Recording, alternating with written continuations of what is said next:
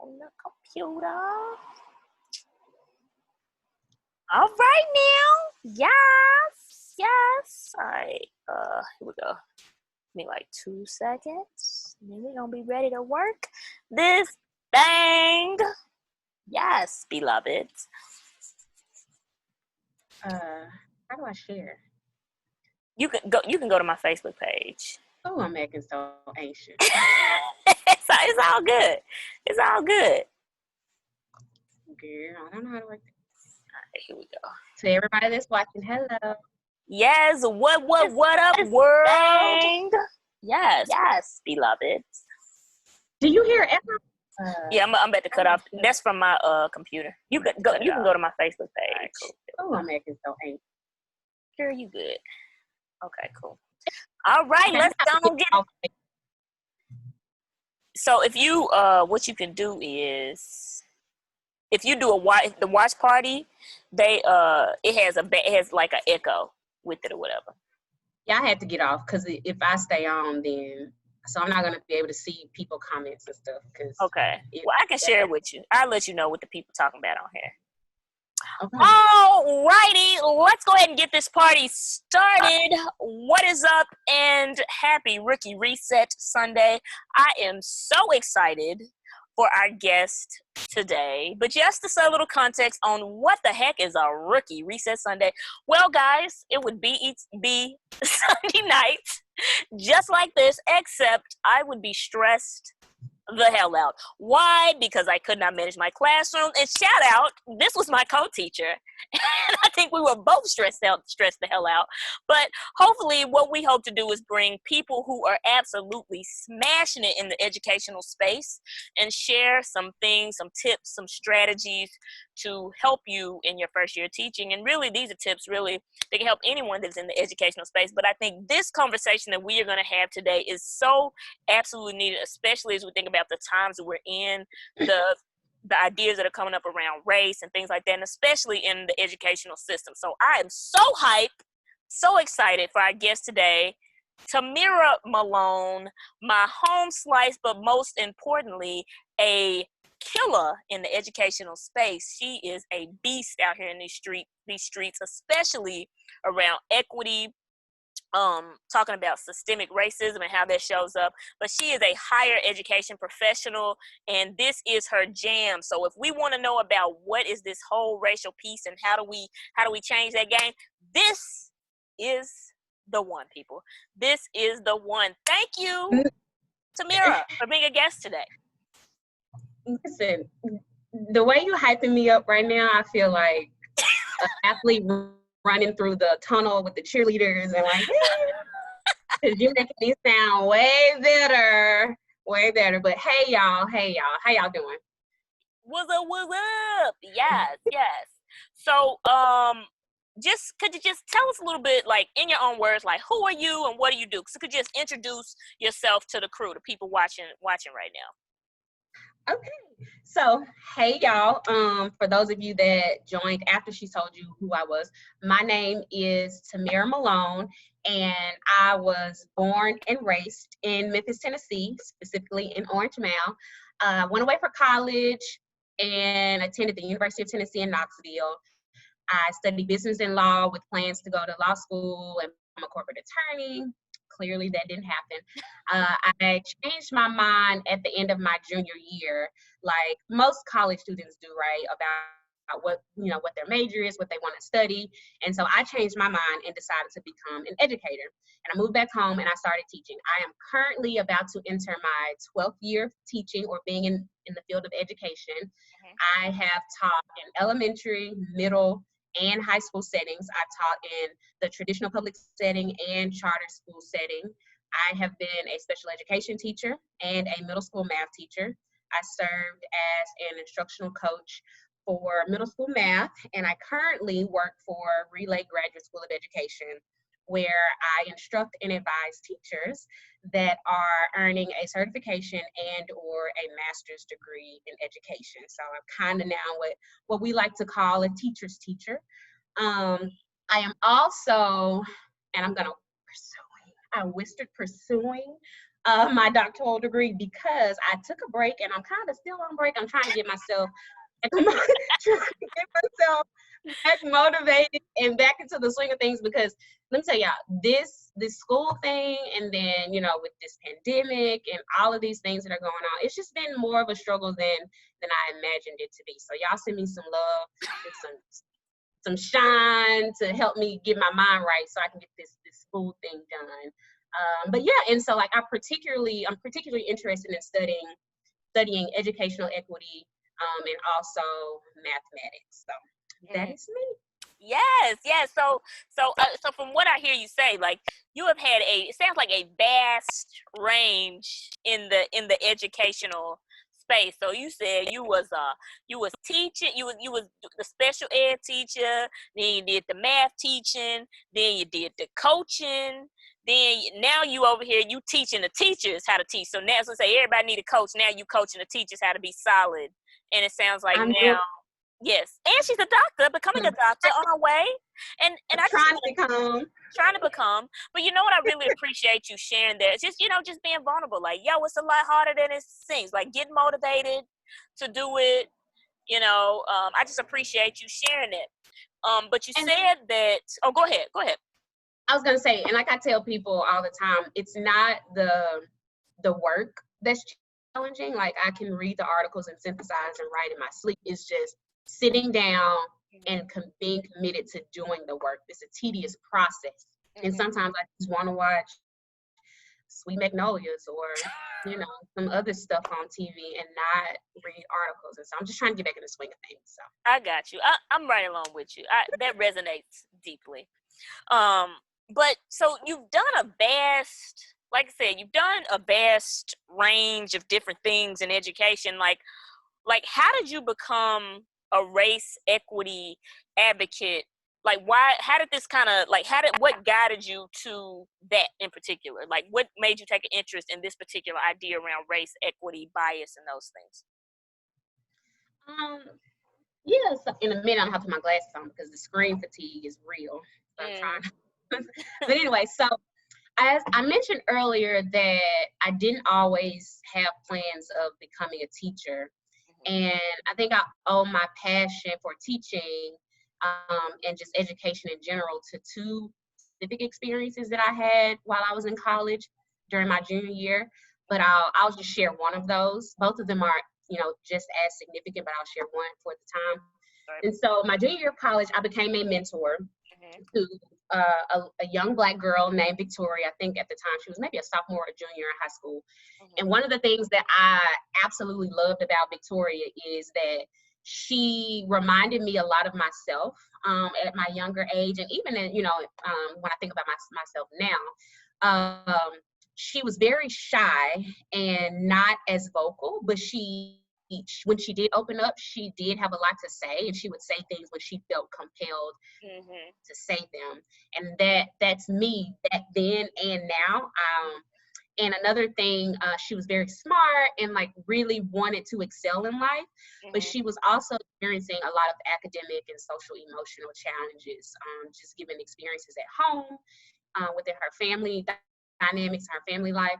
And so I would visit her at home. We would go and hang out. I would visit her school, and sometimes while visiting school, I was really shocked just by the conditions of her school. And when I say I was shocked, it's because I attended in Memphis what back then, and what I considered to be quote unquote good schools throughout my K-12 experience. And the more I learned as I developed in my career, the more I realized that really none of our schools are truly good, especially the ones that particularly serve Black and brown children. But we'll get to that systemic foolishness a little bit later. And so while visiting Victoria's schools, I would know, or visiting her school, I would notice the difference between like my educational experience and hers. And I began to question, why is that? As a 20-year-old in college, I'm like, why is her experience so different from mine? Right. In a sense that just like being there, like some of the structures and like and I'm using this terminology now, which I didn't have back then, but like some of the structures and the systems and the practices and policies that I noticed, and then just some of the things that she would share with me just as a student, her perspective on whether or not she was benefiting from her schooling experience. And so that experience just made me question, like, why is there a difference? And it made me want to learn more about that. And then maybe, you know, I could be a part of the solution. And so I pursued a teaching certification. I did not change my major. I did an alternative route.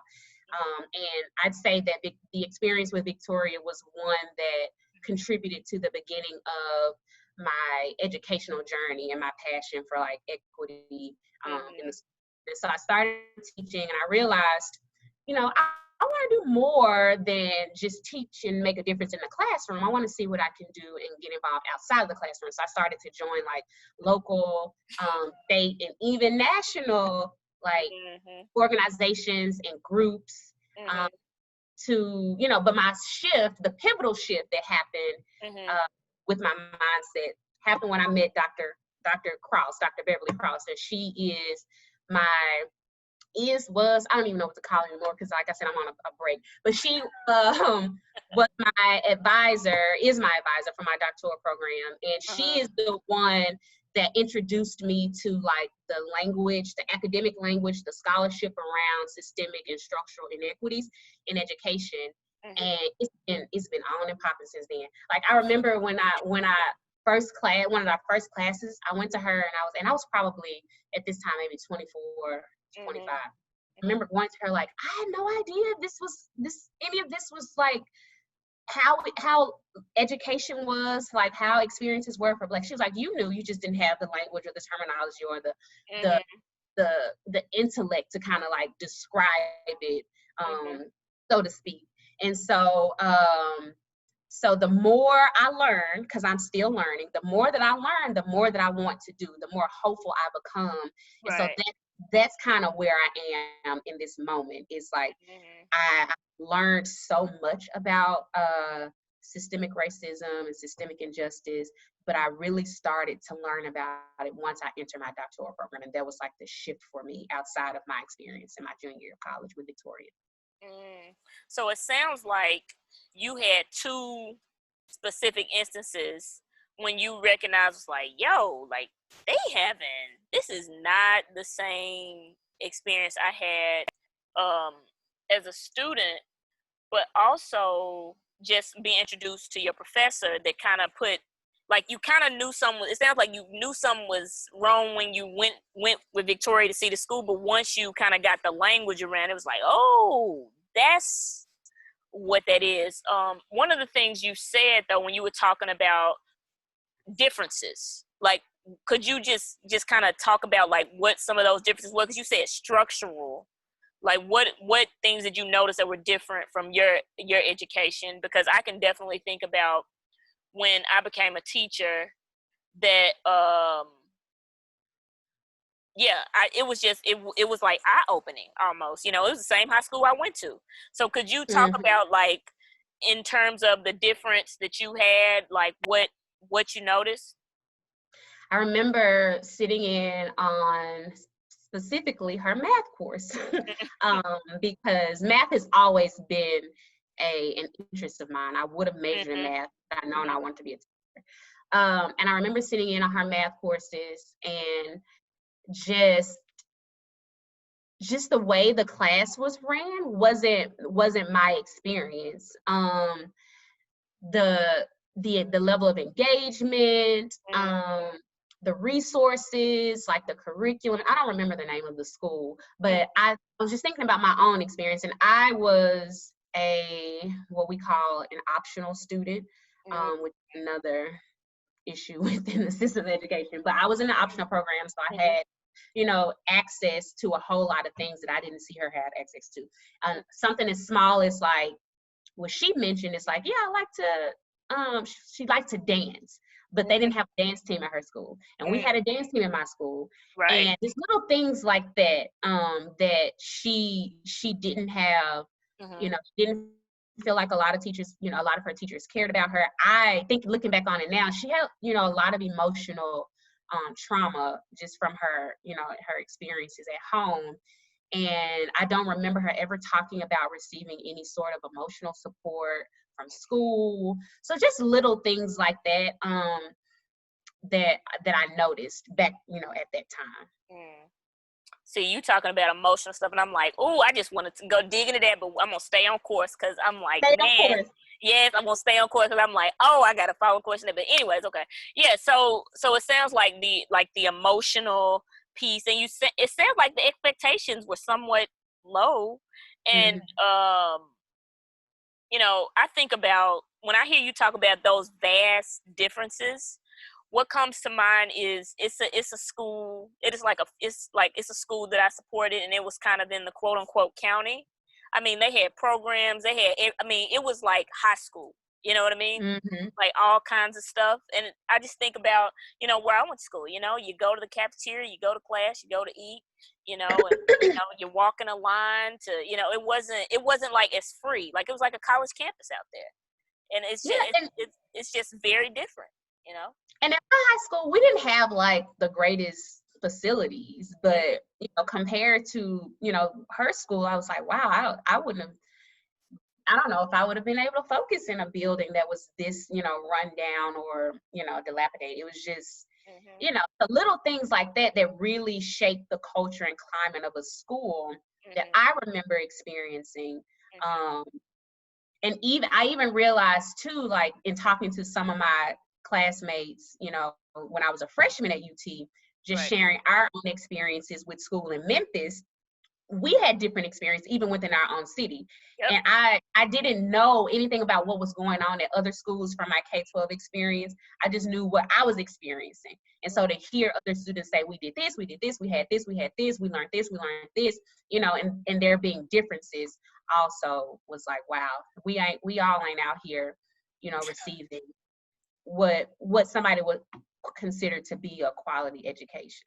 Right. Which leads into my next question, because I I, I think before this time, I think we would know that it could be like racism there, but I'm gonna go ahead and ask it. So if I'm a new teacher and I don't know about racism, because if we're thinking about two schools in the same city having a completely different experience, I mean, there's some contributing factors there.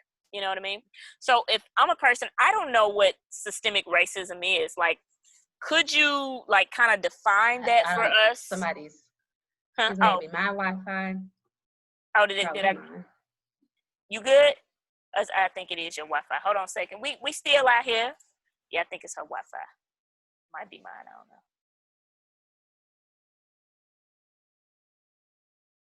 Did you freeze, Miss Malone, or is it me, Miss Malone? Did you freeze? Oh no, I think this is me. This is me freezing. It's my internet. Hold on. We coming back in a minute. All right, I think we still here. You good? You still in this thing? I'm back. Okay, I think that was me though. I think it was me. I think it was me. I Yeah. So let's go back. Let's take a step back. So if I'm a new teacher, I don't know what the heck is a systemic racism. What is racism, and how do you think that this systemic racism perpetuates in the culture, like in the school? How does systemic racism like fall into the educational landscape? woo. Okay. So I said woo because that is a really loaded question. Okay. Um. So let me give you back the question to make sure I have it. So you want me to define systemic racism? Yeah. You want me to share how it shows up in our schools Yes. and share whether or not I think both races, and I assume you mean black and white, Yes. contribute to how systemic racism shows up in schools. Yeah, I know that thing loaded. I know it's a lot, but yes, hit me with it. We want to know all of it. Everybody out there, like, what is this? Because Okay. go ahead, go ahead, go ahead. Okay. Let's start. What is the But systemic racism? Hit the people with it. What is it? let me first let me say people. I had to ask. Well, never mind. Okay. Anyway, so let's jump into it. Okay, what you got? So I'm gonna start off with the first part of the question: systemic racism. Mhm. Okay. So there are a lot of like working definitions around like what systemic racism is, what's institutional racism, all of those things. Mhm. I like to reference Dr. Beverly Tatum. She Mhm. wrote how or why are all the Black kids sitting together in the Mm. cafeteria. Okay. So in her book, she kind of defines racism, and I kind of put it in my own words a little bit, but she kind of defines systemic racism or racism as a system of advantage based on race. Okay, a system of advantage based on race. And so within a system, and we can speak specifically about the system of education, Mhm. there is a group of people that is at an advantage within the educational system because of their race. Okay. That group is white people. White people are at an advantage Mhm. within the educational system or all systems Mhm. because of their race. Okay. Then there are groups of people that are at a disadvantage Mhm. within the educational system because of their race. Those groups are Black people, brown people, and other people of color. Mm. Okay. Um, so again, it's a system of advantage based on race when we talk about systemic racism. Okay. Got it. There are racist practices and policies that are like deeply woven and embedded deeply. I'm talking about deep, okay? Let's give it to Deeply, us. I want to know about the deeply deepness. deeply woven and deeply embedded into the makeup of our entire educational system, Okay. um, from primary Mhm. to higher education and everything in between. Mhm. Okay.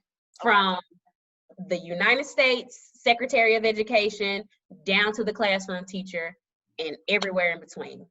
Mm. Like systemic racism, educational inequity, oppression, injustice is like deeply ingrained in the makeup of our educational system. Um, and so to respond to, well, let me just go back because I want to say that again, like the practices, racist practices and policies are deeply woven into the makeup of our system. Like that, I don't know how any other way to put that. It's there. Okay. Um, and so to respond to the second part of your question, which is it like, well, yes, the educational landscape is absolutely perpetuates systemic racism. And I'll share Mhm. a few examples of how, Yeah. right? Love that. Yeah. So we define systemic racism as a system of based off of advantage, system of advantage based off race. And then, yes, it is deeply woven, and the educational system definitely perpetuates systemic racism. So here are some like some examples. Okay. So when we think about the way we fund schools, systemic racism shows up in how we fund our schools. Okay. A child's zip code determines the quality of education they receive.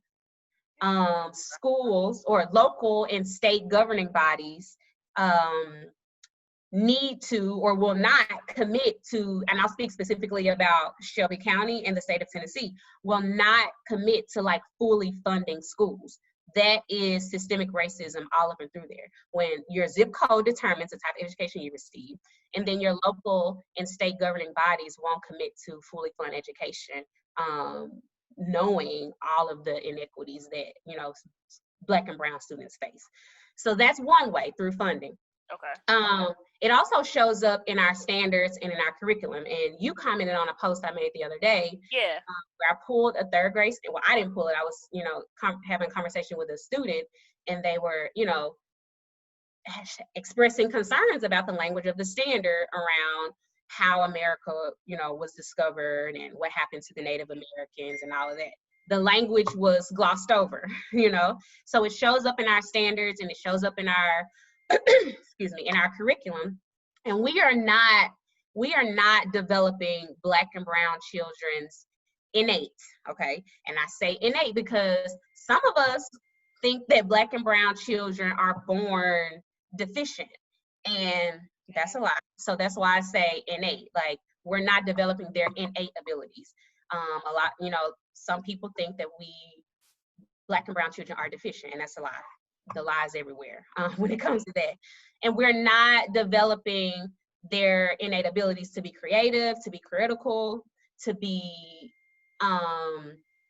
inquisitive, to be innovative, to be Right. analytical. We're not developing their skills in those areas in a way that will allow them to return back to their communities and then transform them in a way that's going to benefit themselves, their families, and their entire communities. We're not developing those skills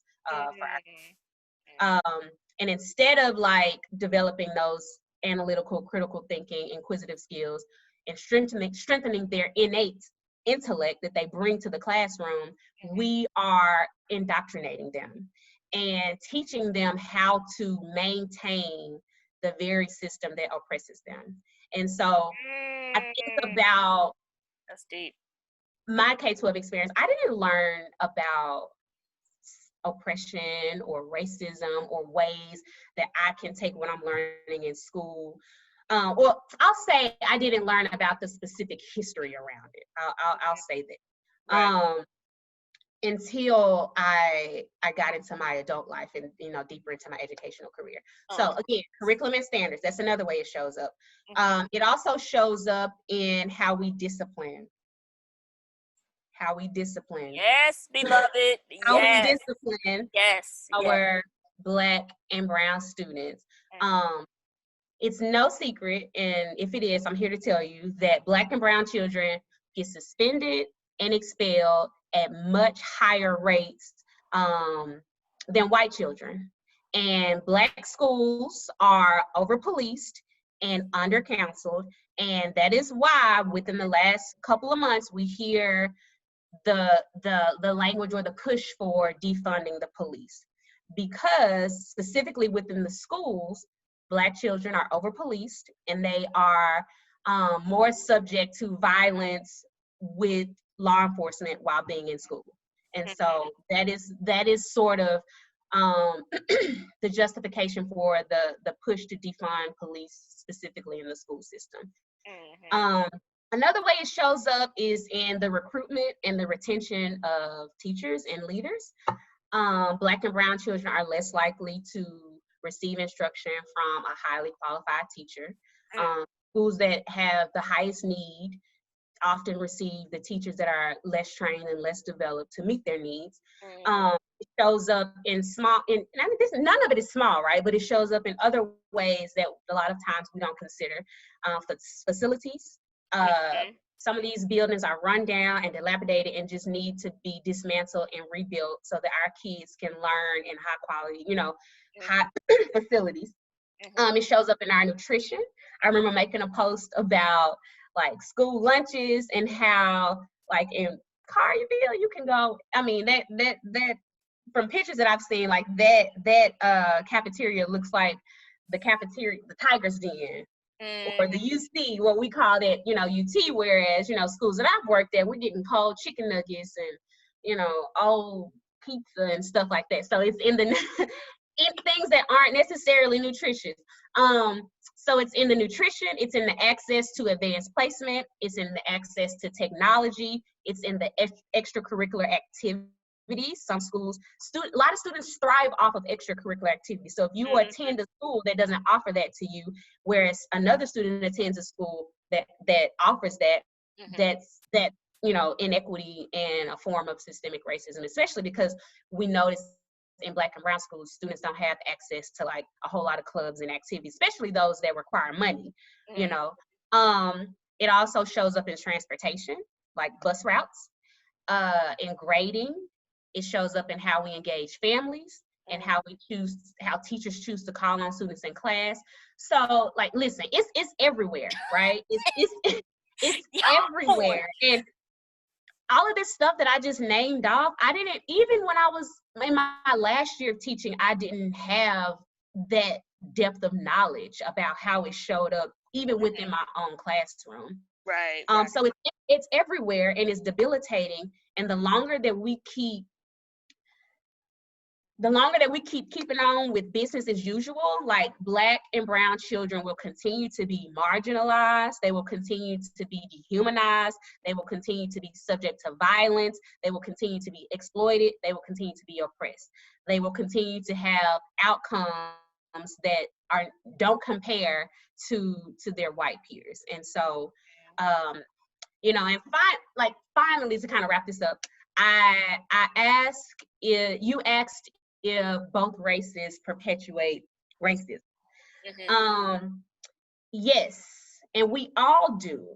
It's not just a Black and white thing. We all are clerks of the empire. I remember Dr. Cross told us that in one of our first classes. We all participating in this foolery, you know. We are all inhaling the smog. Beverly Tatum talks about the smog in California and how everybody's up in California like inhaling it. We all inhaling it, and whether it's implicitly or explicitly, whether it's overtly or covertly, unconsciously or consciously, we are all perpetuating it. But we don't all benefit from it. We do not benefit from systemic racism and oppression. We, meaning Black and brown people, we don't benefit from systemic racism and oppression in the same way that white people benefit from it. We're all perpetuating it, but we ain't all getting the same benefits from it. Oh, dang, like, yo, like, man, I feel like I need to kind of, because the ways in which that systemic racism shows up in our educational space, like, yo, I didn't even know it was all of that. Like, it's things that I've kind of said to myself, be like, yo, this just ain't right, you know. But I never thought about how, like, this is perpetuating systemic racism in our classrooms. And one of the things that you specifically called out was like the innate ability of students. You know what I mean? Like, when it's there. Yes, it is there. And I think we're all brilliant. Yep, everybody brilliant. That's a t-shirt. Everybody brilliant. Everybody that's a t-shirt. Brilliant. That's a t-shirt. Everybody brilliant. We're gonna say everybody. but the student outcomes don't show that, and it's designed to be that way. It's designed to be that way. But so that's real deep to me though, because I had this conversation with a professor like last week, and we were talking about, she was saying that she talked to some Black educators, and she asked them, she said, you know, why are you so hard on these kids about like getting work? Which, I mean, you get it, but she was like, oh man, because in other classes, you know, my colleague doesn't think they can do that much, and I know they can. You know what I'm saying? So yes, I understand they're gonna have to work a lot harder when they get out of here. So yeah, I'm gonna ride their tail about getting this work done. Like, they gonna get this work, you know. And so I threw that question out there a few days ago. I was like wondering, like, as a Black educator, did you feel like that innate ability piece, did that ever have you pushing and driving harder as an educator, because you knew once they got outside that door that it's like, yo, like, they better hold you to a completely different standard? Yes, and I wasn't always like that. I didn't really get into like my revolutionary self until like my last year of teaching, and that's crazy. I was in the classroom for 9-10 years, and I finally got to like my last year or so of teaching where I felt comfortable with bucking the system. You know what I'm saying? Right. Which is what's necessary. We gotta buck the system, because for too long, educators, like, we felt like, what is that? I can't think of it right now, but we felt like we had to comply. Assimilate. Even those of us that knew this isn't right. We comply for the sake of, I don't want to lose my job, or I don't want to cause any confusion or conflict at work. You know, but like the last couple of years of teaching, so I think I told you this, like my first year and maybe my 6th year of teaching were my hell years. And to think that I had been teaching 6 years, and then I have another year like my first year, and that was the first year I started. Yo, like, that first year, Lord, y'all don't even understand, man. Like, y'all don't even understand. Like, that's a whole conversation, yo. That job was so, like, we were horrible. I had to go through that again. My 6th year teaching middle school math for the very first time. That was it made me who I am today. And also, so my last 2 years, like I said, was when I started to book the system. And Mm-hmm. I got your question. Oh yeah. And so I was really honest with my students. Like, yo, like this is what the world believes. This is what society says. Like showing them data. Like y'all, you mean to tell me y'all ain't as smart as these white kids, you know, out east? Like, no, you are, and you gonna work in here like you are, and I'm gonna guide you and support you and give you all that I can to give you that you need to be successful. Because nobody, like when you leave my class, when you leave this school, you might not have that. And so I want you to be able to not just recite facts or regurgitate like, you know, things that we teach them in the classroom, but I want you to be able to take what you have learned and transfer it in a way that's going to allow you to thrive for yourself, your family, and your community. And so 9 years of teaching, and I finally start to do that. You know, sometimes I think about going back to the classroom because I've learned so much being on the other side of teaching, being on the other side of the classroom, that we don't have time to learn when we're in the classroom because we doing the day-to-day tasks, but to really go deep around what does anti-racism look like in my practice, we don't necessarily get to do that. Our PDs are don't started on professional development and how that needs to be completely overhauled. But yeah, so I definitely, you know, realized that my students came to me with the innate ability to thrive, and it, you know, to me to kind of foster and develop that in a way that's going to allow them to go and be productive, and you know, make choices for their lives that's you know important to them.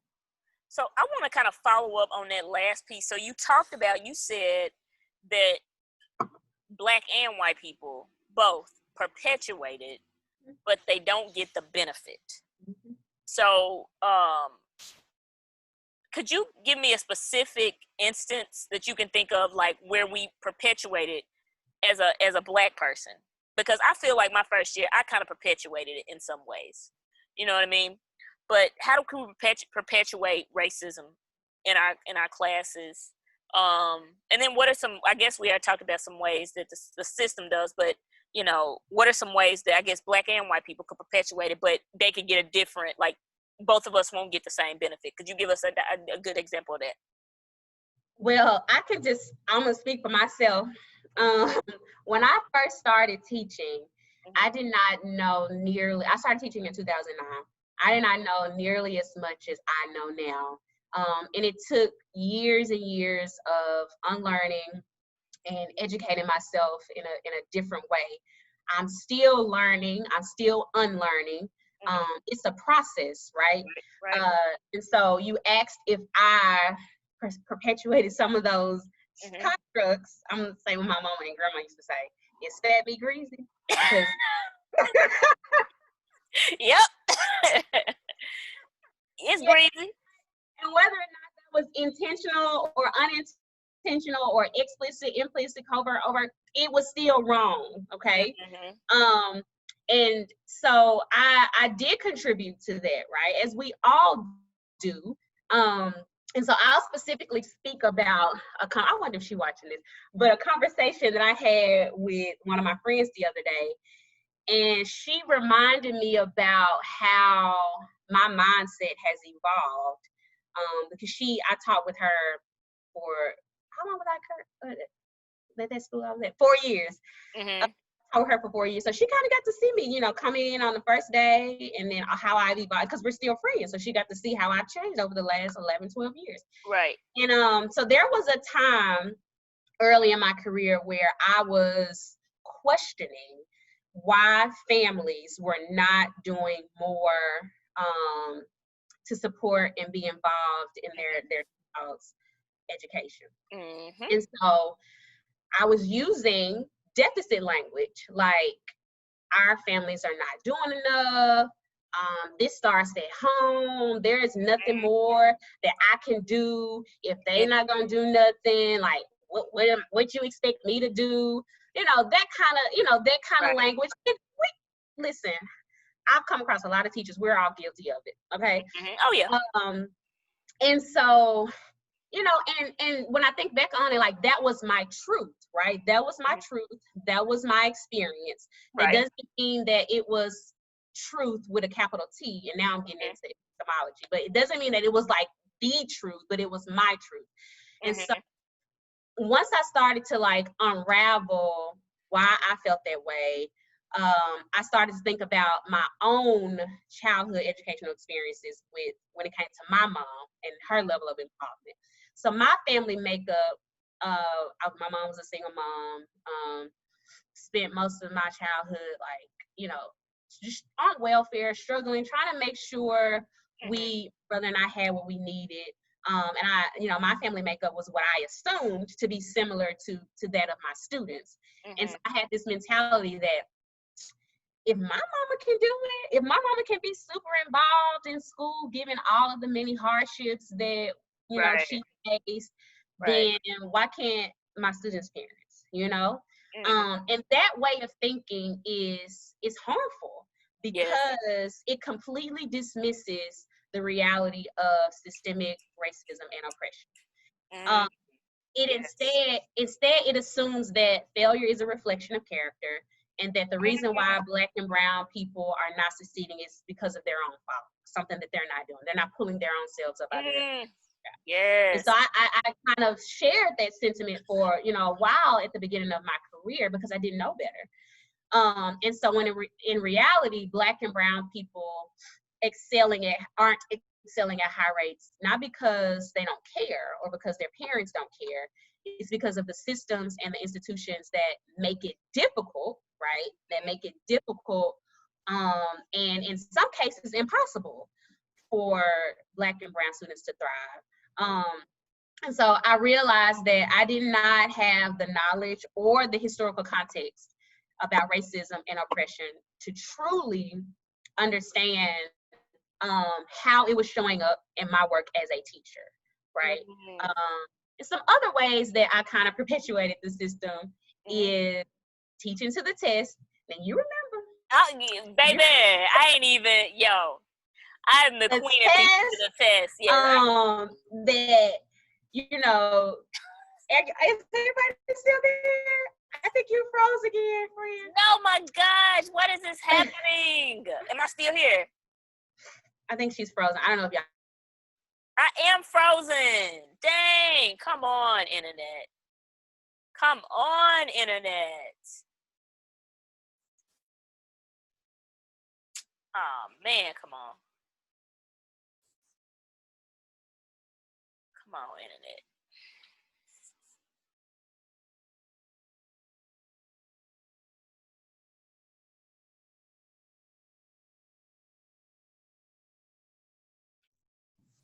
All right, I'm back in the building. I'm sorry, y'all. My internet. Can the people hear me when you're gone? Cause I believe so. Cause I still heard you. Oh, okay. Okay. All right. So let's go back. The perpetuation of systemic racism. So one of the things go ahead. We were talking about teaching to the test. Oh, teach to the test. Yeah. And how that was happening 10 years ago. That was happening whenever standardized testing came. What was that? After No Child Left Behind, not 2000 and something. We still doing that in 2020. Another way is like, this was a big one, not maintaining my emotional constancy in the most frustrating moments when it came to classroom management. I laugh because, I can relate. Go ahead. But go ahead. Tell us more about that. About maintaining your emotional constancy. Tell me more about that. How does that perpetuate systemic racism? Because sometimes it causes teachers to respond in ways that are not healthy or best for children. So, you know, I have raised my voice sometimes. I have pointed to the door and asked kids to leave my classroom. Right. I have, you know, gotten into power struggles and things like that. And all of that was because I did not know how to effectively respond to the social and emotional needs of my students. So a lot of our students experience trauma at home, right? The trauma shows up in ways in the classroom that a lot of teachers are not equipped to deal with. And so then we kind of go in survival mode, and we deal with it the best way that we know how. And that is systemic racism, because where is the support, development, and coaching of teachers to be able to address the social and emotional needs of students? Why do we have so many policemen on campus, and on some, campus on some schools, and not enough counselors and therapists and school psychologists that can support students to determine how to like develop their emotional intelligence, right, navigate, difficult situations in the school system, both for students and teachers. So that's another way. Those are just some, and then like not speaking up and speaking out when I did recognize inequity. A lot of us are silent, for a lot of different reasons. But we can't be silent, because silence is consent, and silent means so those are some ways that I personally perpetuated the system, and then some ways that I witnessed from just colleagues in my experience. What about you, friend? And I really appreciate you naming both of those last two, especially. I definitely emotional constancy, but that's something that I have for years. Like I know I've talked to one of my friends about this. I said, no, excuse my French, but I don't give a damn about a math problem if we're not talking about people's social and emotional needs. You know what I'm saying? Like I think we are not necessarily equipped as a teacher with the skills to like, how do I connect with my students? How do I take the time to understand like what they've been through and how I can support them? And we're like all about this freaking data and X, Y, and Z, but we're dealing with human beings. You know what I mean? I've definitely lost my shit in class. I have 100% lost it and talked at kids and been discouraged. I've everything possible. But and yes, I taught to the test, Miss Malone. You know this. You know this. I was all about the data, and I definitely I think when I realized in some ways, like, I definitely perpetuated systemic racism in that way. So I can definitely relate to that. And I think also when I first became a teacher, I thought the same thing you did. Like, yo, these kids don't care. They don't want to do their homework. You know what I'm saying? And I'm looking at them like, I just talked to Christina about this morning. I was like, I looked at them like they were less than, they couldn't do based on what they're coming from. But hey, guess what? I'm a part of that system too. You know what I mean? I'm saying that like, oh, they don't want to da-da-da. Oh, I assimilate every day. And I assimilate into what's supposed to be right. I need to talk a certain way and be a certain way, da-da-da-da-da. You know what I mean? And I'm essentially teaching them the same thing. Instead of like, show up and be your authentic self, like celebrate your blackness, your brownness. You know what I'm saying? So, yeah, I think I've done both of those. And I think one of the biggest challenges is within the field of education is we have to understand, and that's the part about like having that historical context and just being knowledgeable about systemic racism and oppression. The system of education is just, or the institution of education is just one system of racism, but you have so many other systemic, oppressions and systemic racist institutions that our students are impacted by outside of school. So that's like healthcare, that's like employment, that's like housing, that's, food insecurity. Like a lot of them live in food deserts. All of those things play into how they are going to show up in the classroom. And so Black and brown people, we're not just, oppressed in the school system. We oppressed all of the systems, right? And so we're going to see that intersectionality, and it's going to show up. And teachers are like, a lot of teachers are like, oh, they come in, they have this deficit way of thinking without realizing our students are facing so many other external factors that contribute to how they show up in your classroom. Yeah. So that's another thing that we have to educate our teachers on, because I didn't know that always. You didn't know that always. A lot of the other teachers that I've worked with, the teachers that I work with now, don't necessarily have the historical context and the historical knowledge. And so that's something that our teacher preparation programs, our schools and districts need to look into when we are training and developing our teachers to meet the needs of our diverse learners and all the things that may come with them, in the classroom. So Yeah, I totally agree with that, and I think that's one of the things that I really am pushing, um, and trying to like talk to schools and like in my book is like self-awareness, dude. Like you can't like like we can't just be showing up and like I got my little teacher program and now I'm about to go in here and teach the people. Like the personal work that you have to do as a human being to show up for students every single day, son. Like it doesn't work anymore. Like that's why I was pissed off when I became a teacher. I was like, whoa. and then they don't want to. Yes, it's like teaching is about 20% of what you do. Straight up. Like that's why I struggle bus. The 20%, like it was the 80 that messed me up. Like, oh, I have to build relationships. Oh, I need to be compassionate. I have to understand you don't give a damn about my 5 math problems when you didn't have lights last night. Oh, you didn't eat breakfast. These are not your top 5 priorities, and I need to be flexible and adjust how I show up to you every day. Yeah. And so like that's why I'm like the personal work that you need to do for real, like straight up to be a teacher, is so imperative because I always say like when I got in therapy and I started like growing and evolving as an individual, I was such a better teacher. I was like, oh, you got issues just like I do because I know I got issues. You know what I'm saying? Yeah. So I can be compassionate and stuff like that. Teachers shouldn't have to carry that burden, but we Mm-hmm. do. And it's something that teachers, anybody, and I'm gonna say that anybody who's watching who is thinking about joining the education profession, who's in the education profession and wants to continue, Mm-hmm. it is unfair that we have to kind of carry the load of dismantling systemic oppression and institutions that marginalize our students. We have to do that work within the classroom. It's unfair. We shouldn't have to be undoing all of that, but we are. And I think we need to input policies, at the district and the state level to make sure teachers got what they need. Teachers need the emotional intelligence to do this work. And Yeah. schools and districts need to prioritize that, especially like thinking about we going back to school in a couple of weeks. Let me tell you something.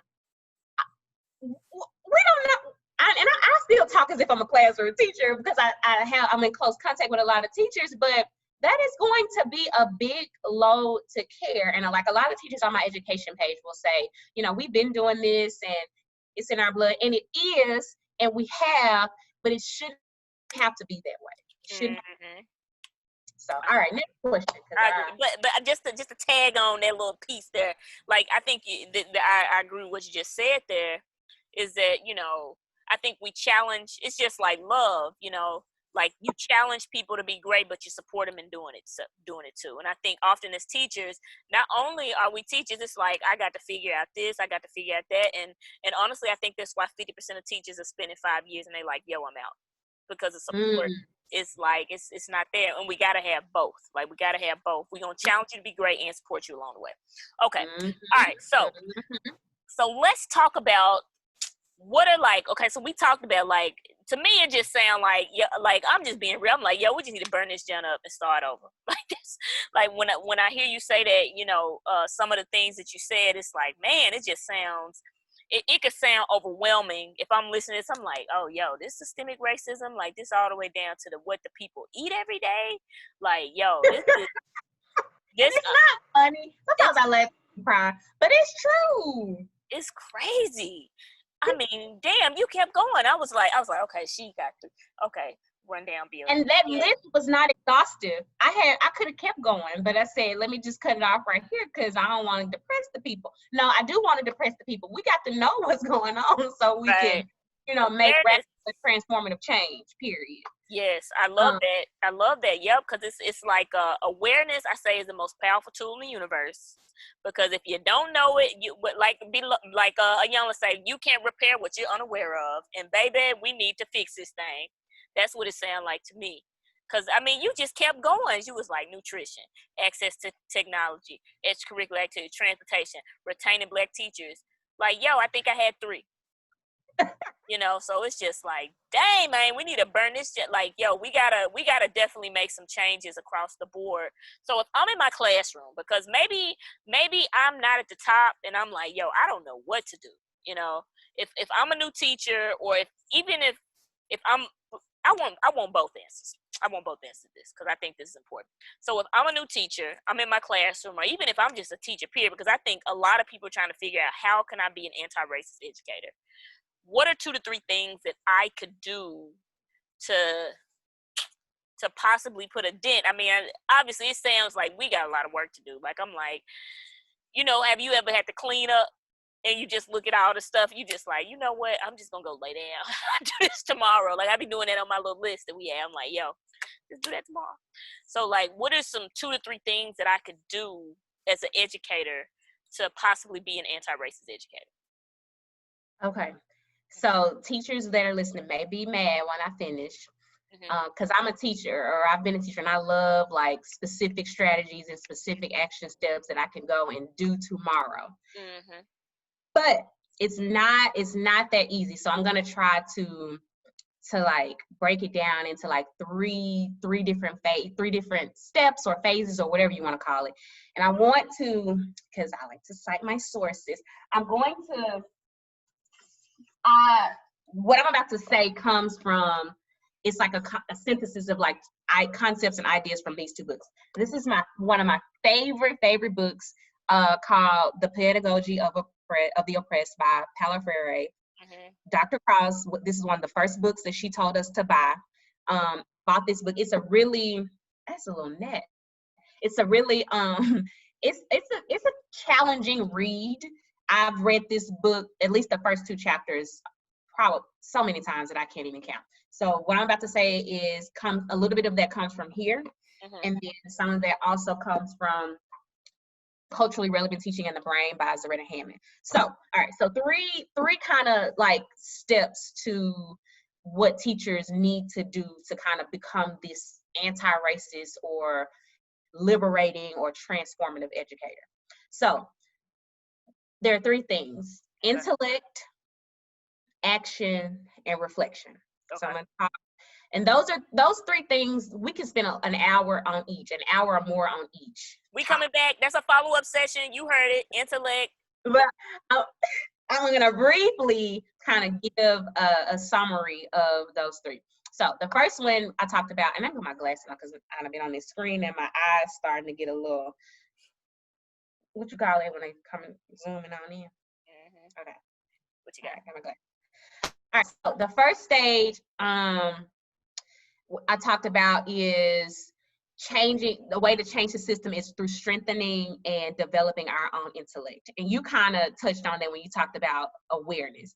So what that means is any educator that's wanting to be anti-racist, wanting to participate in the fight for educational equity, the fight for liberation, what that means is we have to understand that we live in an oppressive society that advantages some groups and disadvantages other groups based off of reasons like race, gender, class, so forth and so on. So you got to understand that you can't come into the classroom aloof to the fact that racism exists. You got to understand that we live in a racist society, and we have lived in a racist society for hundreds of years. And so when you have that understanding, you then have to be able to recognize when schools and districts are perpetuating that oppression. So you've got to be aware of, you also have to be aware of who you are. Who am I as a teacher? What is my identity? How do I, if someone says, who are you? You got to be able to know who you are, right? You got to know who you are. You got to know how your experiences, your beliefs, your values impact your daily decisions that you make about Black and brown students, and the interactions that you have with them on the day-to-day. So you got to start there. You got to enhance your intellect. You got to deepen your knowledge and awareness about the history of race and oppression in the country. That was one of the things that I was missing, my first couple of years as a teacher. I didn't have that historical content or that historical context around racism and oppression in the school system. And so you have to deepen your knowledge about the history of race, oppression, ourselves. We have to deepen our knowledge about ourselves and our knowledge about other people, because we are teaching a group of diverse learners. How are you going to teach somebody that you don't know about? You don't know their history. You don't know their beliefs. You don't know their culture. You don't know their interests. You don't know their likes, their dislikes. You don't know how they learn. Like, how do you teach someone and you don't know anything about them? You have to recognize that this phase of developing and strengthening our intellect is ongoing. So there is a lot of history to learn. I have a mini library in my apartment, and that is not even a fraction of the books that I need to read to continue to learn about the history of indigenous people, of Black people, of brown people, of other people of color.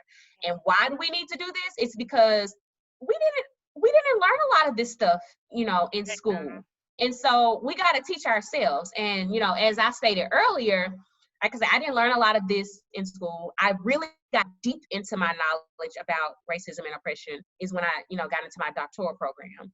And so in addition to learning history, we got to stay present and we got to stay current when deepening our intellect, because humanity and society is continuously changing and evolving. And so we have to become lifelong learners. So the first stage is develop your intellect, deepen your intellect, learn, read, talk to people, value other people's experiences when they share them with you. Don't discount them. Don't make them feel like, oh, that didn't really happen. No, when people talk to you about their experiences, you need to listen, because you can't tell me about my experience. You're not me. You don't, you know what I'm saying? So you have to really learn, develop your knowledge. The second thing is action, right? So it's not enough to just know. It's not enough to just know. Y'all know the saying, when you know better, you do better. Once you understand and recognize, how racism and oppression and inequity operates specifically within the school system, then you got to act and you got to respond. And the more you learn, the more you're acting, the more you're responding, because it's deep. It goes deep, And so, excuse me, what that means is you are reviewing practices and policies in your school, in your classroom, in your district, and you're asking yourself, how does this promote anti-racism? How does this promote liberation? And if it does not, what can be done to change it? And then you got to strategize and you got to execute. So develop your knowledge, strategize, and execute an action plan once you have identified racist practices and policies. The last thing is reflection. We have to reflect, because in order to change, we have to be reflective and we have to be critical. Reflection, according to Freire in The Pedagogy of Oppress, reflection leads to action, and reflection is ongoing. We don't do a lot of reflection in our PDs. We didn't do a lot of reflection about, in our PDs when I was a teacher, about this is something I noticed. Why did we do that? What do we need to do to change it? How might that have impacted the student? How might that have impacted the school culture and climate? We didn't do a lot of reflecting in the way that would be transformative to change. And so you reflect, and then, are you there? Yes, I'm here. No? Oh my gosh, did I? Y'all, I'm gonna keep talking, y'all. I think y'all. Dang, I froze again. I don't know what's up with my internet.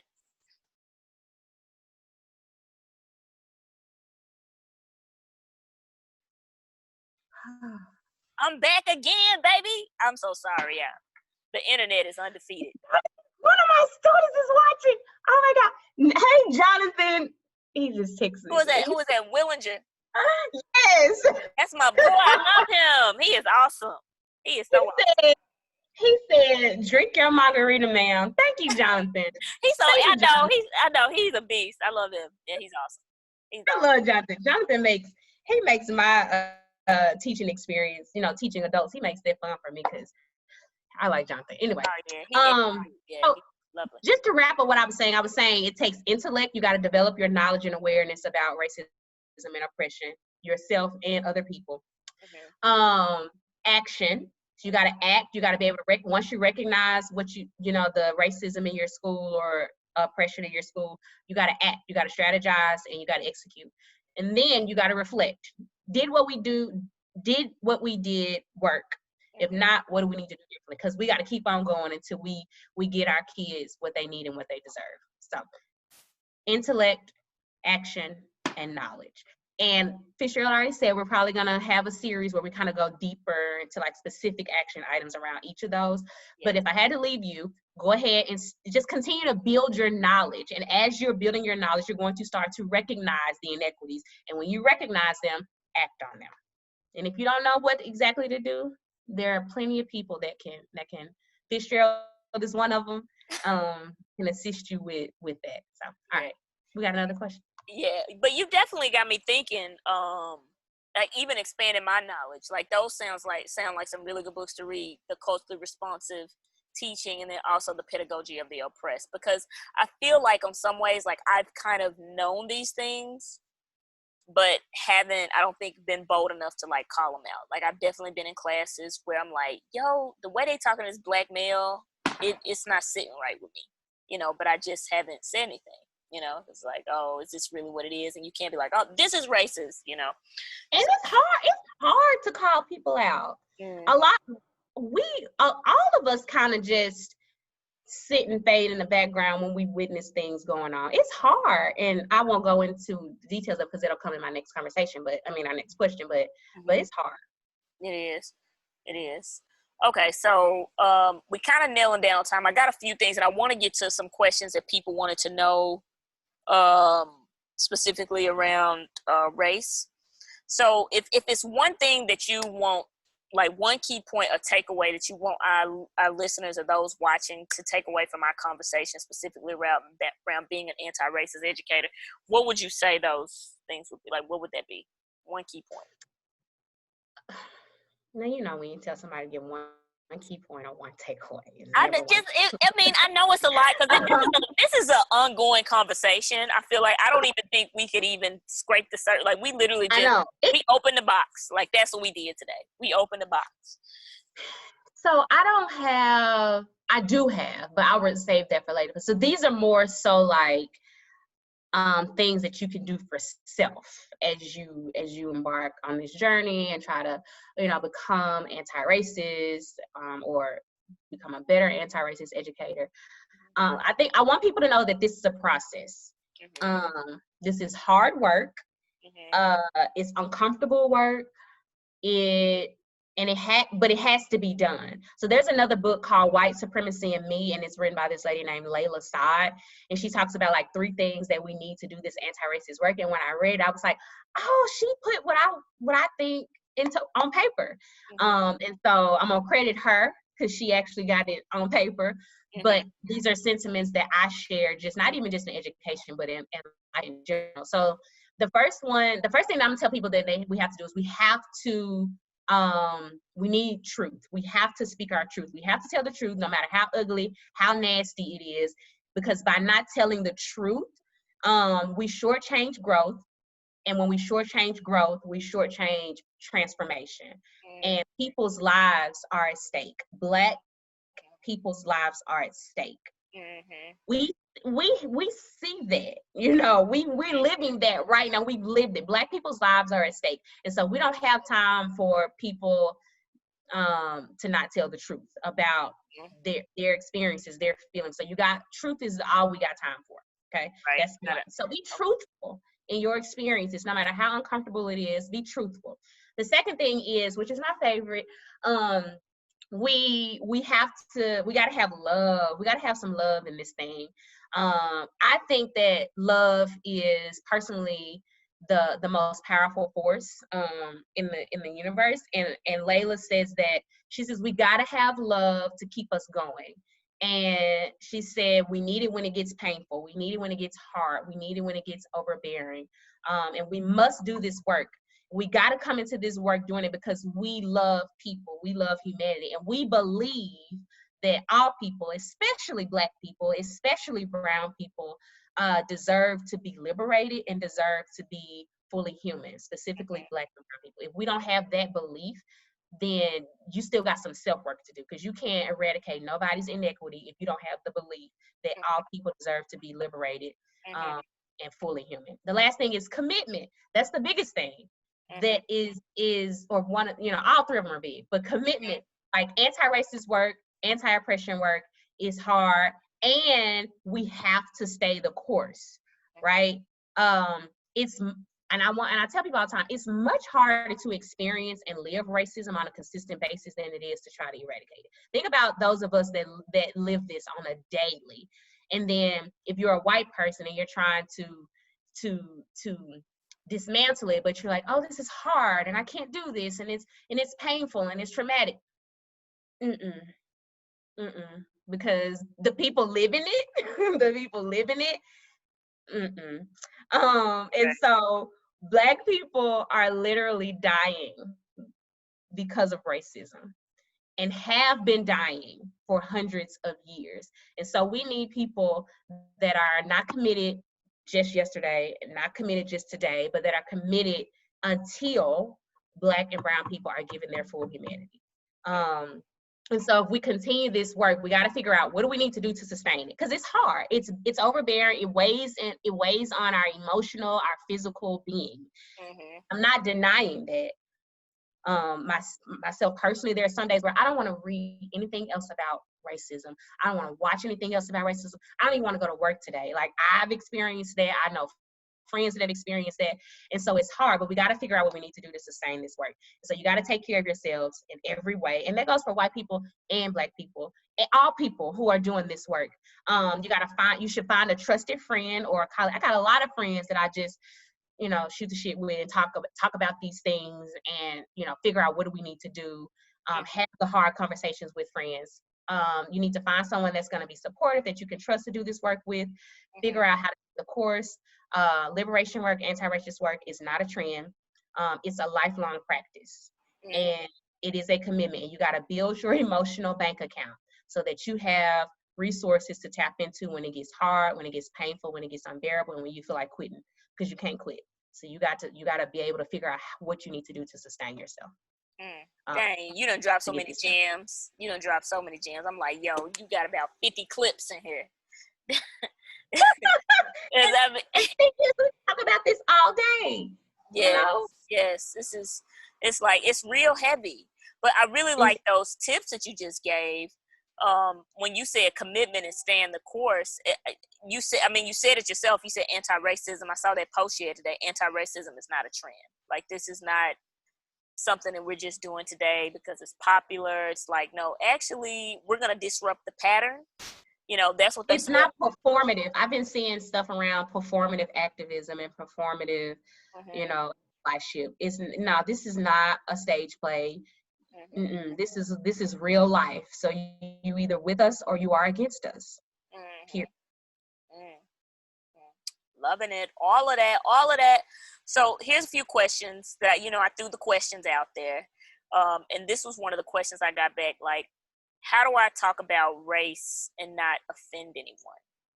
Like, how do you, what if you calling somebody out?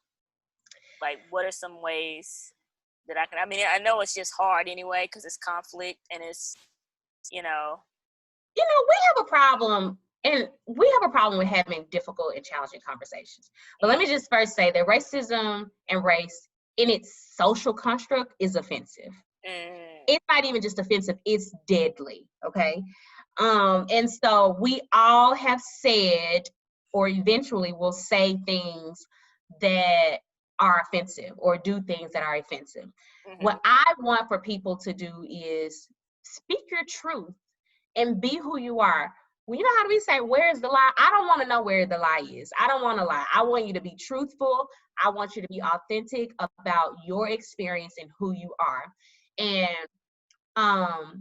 so when you're being truthful and in being truthful, you may unintentionally be offensive. So when you are offensive to someone, what's important is how you respond when that person communicates that you are being offensive. So becoming defensive for someone, when someone shares with you, hey, that was offensive to me, that didn't make me feel well, that didn't sit well with me. The best thing that you can do is to be understanding and to listen and to change your behavior. Because when you become defensive and you're like, I'm not a racist, or I didn't mean it this way, that's what they call white fragility. That is you shifting the blame or playing the victim when you have offended someone, instead of just listening to understand and then committing to change your behavior. So Mm-hmm. being offensive isn't the problem. We're all offensive in some way, some shape. So how do you respond when it has been communicated to you that you are being offensive? That is what's important. And if Right. you become defensive when someone tells you how you make them feel, you already messed up. Mm. So, so it sounds like from what you're saying is that, I mean, essentially, we're gonna offend someone anyway. We You are know, we're gonna offend someone anyway. perfect. We're human. We're all learning. Right. We're Right. all developing. We don't have it all together. If we did, we wouldn't be having this conversation. You know? No, boo. Ain't nobody out here. Everybody needs to. Everybody. That's why I say everybody got issues. We all got things that we need to work on. Ain't nobody perfect out here. Like, No. and it's not a problem, but it's like we gotta adjust though. It's there to teach us something about ourselves and how to do better. Yeah. But it's like everybody, you got something, so that's why I feel like who am I really to judge anybody? Because Exactly. I know it's Because when this, I'm having a conversation with a white person and they say something offensive and I let them know, what I want them to do is say, I apologize. mm-hmm, I hear you. I understand. And mm-hmm, then don't let it happen again. right, right, right. One question I want to ask. I think this is my own personal question. Um, do you find that as being a Black educator, do you feel that at times you've had to assimilate in some ways, like you have, in terms of um like assimilate, like speaking a certain way, being professional, like thinking about like, oh, should I wear my, Respectability politics. you said what? Respectability politics. Yeah. Hmm. Tell me more Where I about show that. up, where I show up in my workspace and I feel like I can't be authentically who I am because I'm going to be judged or looked at a certain way. Mhm. Um, you know how like if you're in a space, and I'll just speak like when if I was a teacher and I'm a classroom teacher in this current setting, like right now, and I always bringing up like this is wrong or this shouldn't happen. I get viewed as an angry Black woman. So yeah, there have been times where I chose to remain silent and kind of suppress my thoughts or my feelings just for the sake of not being viewed a certain way. Mhm. Um, and I think what has shifted for me is it's almost like the older I get, the less I care about making other people comfortable. And I can use some other words, but I'm gonna keep it PG. But Yes, the older I get, the less I care about making yes. people comfortable, especially when it comes to race and racism and children. Like that is my passion. And so I hope to continue to develop, like to call you out and to confront you with love and then try to assist you and help you with doing it the right way. So yes, I definitely um have been, have assimilated or sort of suppressed who I really am for the sake of like Mhm. making other people comfortable and respectability politics. And I still do it. I'm not perfect, but I'm Mhm. more aware of when I'm doing it. And I try to continue to not do that. Because when we're doing that, we're hiding we're hiding who we are. Right, Um, and there's nothing wrong with who we are. The right. world has told us there's something wrong with who we are, Yeah, but there's nothing wrong with who we are. And until we yeah. can show who is as who we truly are, um, that's still kind of perpetuating the systemic racism when we show up in spaces and are not giving the people all the glory and all of the beauty and all of the brilliance and all of Right. this, you know? Yes, yes, yes, We yes. Yeah. Yeah, I asked that question because I think that in some ways, like in my classroom as an educator, in some like in some ways I feel like that impacted my students in the education they got too. Because instead of me bringing all of it, it's like, oh wait a minute, I got to be this way, da, da, da. So that's just a question as an educator I wanted to. Now, we're gonna close it out, but I want to go to the comments to what some of the people said people about your saying, I can't brilliance. see the comments. Okay, well, so let's run through them right quick. Let's give Miss Malone some love. So, Mr. Willinger, shout out Beast Mode, J Dub, that's what I call him. He said it isn't about you. If someone is telling you how they, all caps, feel, then they're not asking validity. They're telling you some facts that you need to understand. Agreed. That's right, Jonathan. Yes. Someone really, Christy Marie, she said so true. You must say something. You brought that heat in a comment, and the You know, that's Christina, my friend. You know Christina. I don't remember. Oh yeah. Okay, now You know her as Christy. Christy. Oh, I don't. Okay, so and then J Dub, he said that's showing. I'm not gonna be offended if I say this. She's my white friend on a party bus. She's not gonna probably. Okay, that's showing our privilege. That's what she said. I mean, he said. Yeah. J Dub said showing our privilege. Hold on, let me see. Let me get all the comments. And then over here, let's see. We had some comments here. Miss Swansea said, "Yep, got to get a little older and you'll care even less." Yeah, the it's like negative 500. I promise. They like keep going down. And be like, "Oh, am I supposed to care?" I'm gonna be myself. Like that's what I'm gonna do. I'm gonna be me, and you be you, and it's all good. Yeah. And we're gonna let our students be themselves. Yes. It none of it's a problem. Be your freaking self, dude. And it's so freeing to just stop pretending and be like, oh, I need to be like this. No, I don't need to be like nobody. I need to show up as who the hell I am. Like that's what I need to do. Generally, when we're telling people to be something else, we're telling them to be white. We're telling them to adopt this idea of whiteness, because that is like the dominant culture, and that is like the standard of how we should act and behave. And no. Right. Oh, I cannot see all these comments, but you got like 18 comments on here. I can't see all of them. Okay. Well, I enjoyed this. Yes, but thank you, Miss Malone. This was absolutely awesome. You brought that heat on another level. Like I feel like, man, this is so much more we need to talk about. We're actually gonna come back. We're gonna be doing a follow-up series here to really talk about those 3 points. I just want to kind of highlight here. What you said was one of the ways that we can be anti-racist educators, and this is everybody. Intellect, so teaching ourselves, like that's one of the things that I'm going to commit to, is learning more about this. Also taking action, strategize. What do you say? Strategize and execute, and then asking the reflection piece, like, is it working? Is this actually working? This strategy that I execute, is that right? Things in terms. Yeah.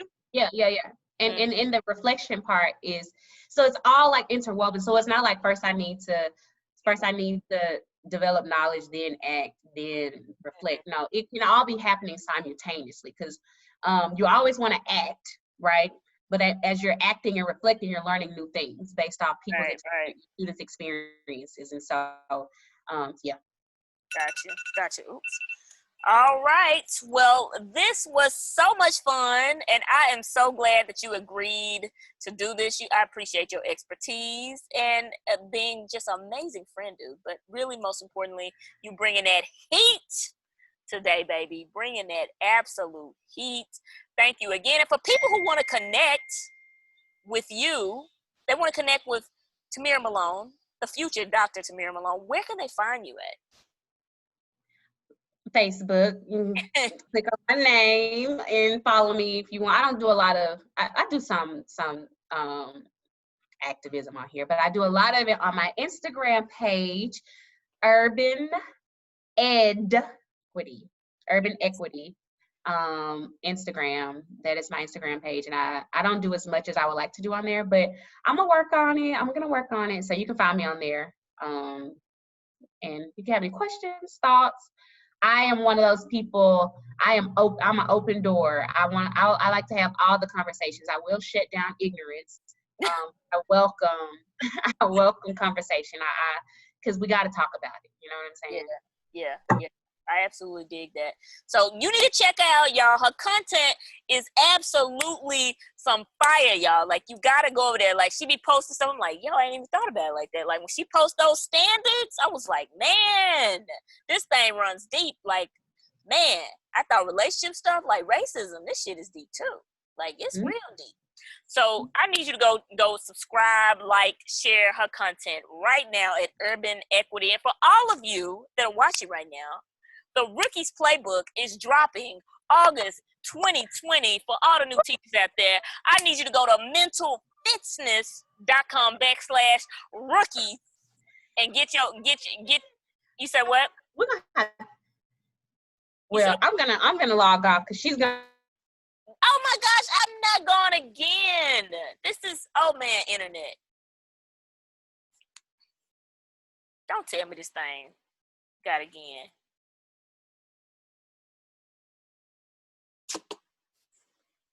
Oh, internet.